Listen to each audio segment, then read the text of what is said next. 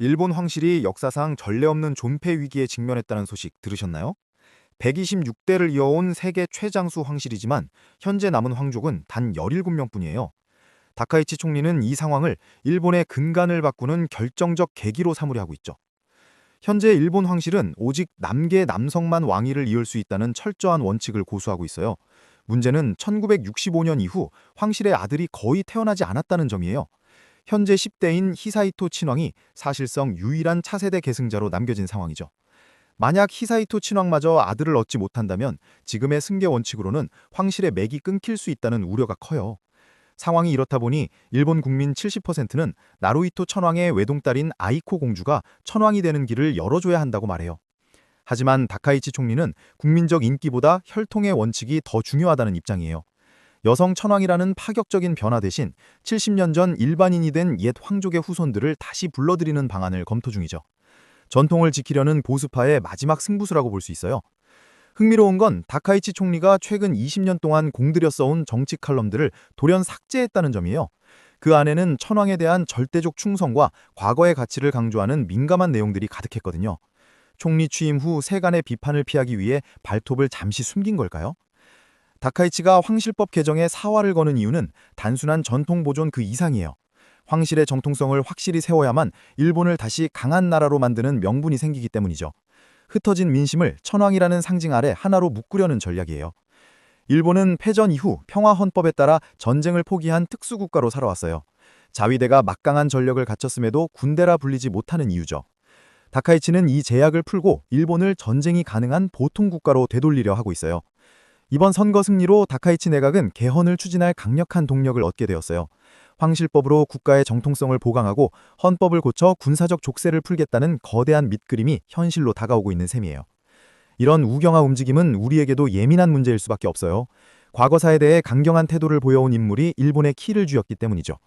한일 관계가 미래를 약속하면서도 여전히 살얼음판을 걷는 듯한 긴장감이 흐르는 이유예요. 여러분은 이 상황을 어떻게 보시나요?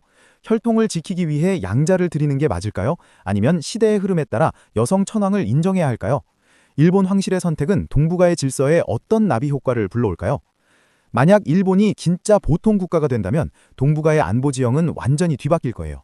글로벌 투자자들도 일본의 이런 정치적 변화가 경제에 미칠 영향을 예의주시하고 있죠. 정치가 경제의 불확실성을 키우는 형국이에요. 삭제된 칼럼 속에는 과거 군주주의의 그림자가 짙은 교육치거 같은 단어들이 포함되어 있었어요. 겉으로는 현대적인 여성 정치인을 표방하지만 그 중심에는 일본의 옛 영광을 재현하려는 강한 신념이 자리하고 있는 건 아닐까요? 아이코 공주를 향한 높은 지지율을 외면하겠습니까지 하면서 남계 원칙을 고수하는 건 보수 우익의 결집을 위한 고도의 정치적 계산이에요. 천황이라는 존재를 정권의 정당성을 뒷받침하는 도구로 활용하려는 것이죠. 미국 등 주변국들도 다카이치 내각의 거침없는 행보에 주목하고 있어요. 지나친 우경화는 자칫 국제사회에서 일본을 고립시킬 수도 있기 때문이죠. 하지만 다카이치는 결코 포기하지 않겠다며 뜻을 굽히지 않고 있어요. 사실 일본 역사에는 위기 때마다 등장해 평화를 가져온 여성 지도자들이 있었어요. 히미코 여왕이나 지토 천황처럼 말이죠. 하지만 현재의 자민당은 이런 유연한 역사적 선례보다는 엄격한 원칙만을 강조하고 있습니다. 구황족 부활론은 현대 일본 사회에서도 찬반이 극명하게 갈리는 지점이에요. 70년 넘게 일반인으로 살아온 사람을 갑자기 황족으로 대우하는 것이 헌법상 평등 원칙에 맞느냐는 날선 비판이 쏟아지고 있죠. 결국 다카이치의 종착지는 하나로 수렴되어 천황을 정점에 둔 강력한 국가 질서를 다시 세우는 것이죠. 그 과정에서 걸림돌이 되는 여론이나 과거의 발언들은 과감히 지워가며 목표를 향해 달리고 있어요. 양국 정상이 손을 잡았지만 과거를 바라보는 시각이 다르다면 그 신뢰는 언제든 흔들릴 수 있어요. 일본이 진정한 보통국가로 거듭나려면 군사력에 앞서 주변국의 진심 어린 신뢰부터 얻어야 하지 않을까요? 126대의 역사가 이어진 일본 황실은 지금 거대한 전환점에 서 있어요. 전통이라는 이름의 고집일지 혹은 시대를 앞서가는 결단일지 일본이 내릴 선택의 결과가 우리 앞에 곧 나타날 것 같습니다. 여러분은 일본의 이런 변화가 우리에게 위기라고 보시나요? 아니면 새로운 기회라고 생각하시나요? 댓글로 여러분의 생각을 자유롭게 나눠주세요. 다음 영상에서 만나요. 감사합니다.